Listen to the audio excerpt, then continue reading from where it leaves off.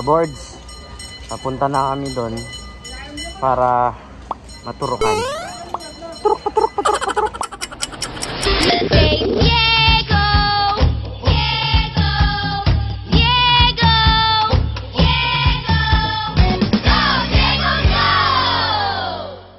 What's up, boards? Hi guys, kamusta? At eto na naman po, samahan niyo po ako sa aking panibagong vlog venture. So eto nga guys, waiting ako, ready na. Alam nyo, importante ang bakuna, kaya magpabakuna tayo. Ito na yung mga papers ko, malapit na rin din. Ayan, soon, makakuha ko na rin din yung first dose ko.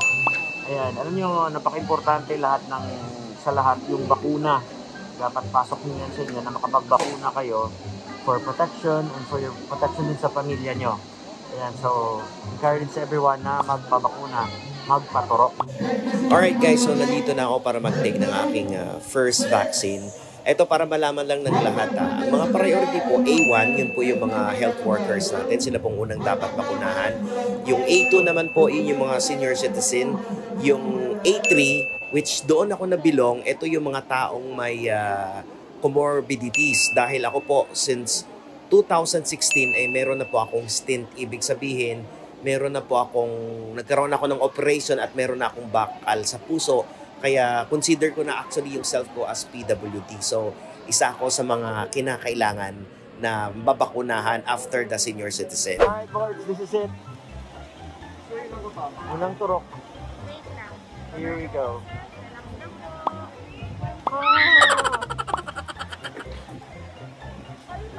Parang wala lang. Okay na ako.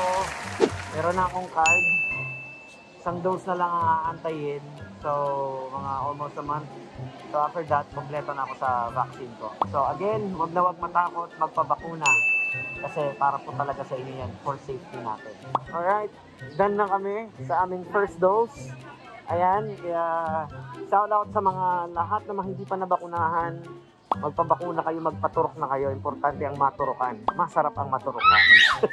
Hey, what's up boards? Eto, kakarating lang namin ng bahay. So, ngayon, ang nararamdaman ko na side effects, yung parang dito sa balikat, kung saan ako tinurukan, parang yung feeling ko parang sinuntok, parang nabugbog.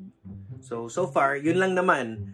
At wala pang ibang lumalabas na side effect. So, yun. So, syempre, aabangan ko in a few days, bukas, susunod na araw, kung meron nga other side effects yung bakuna sa akin.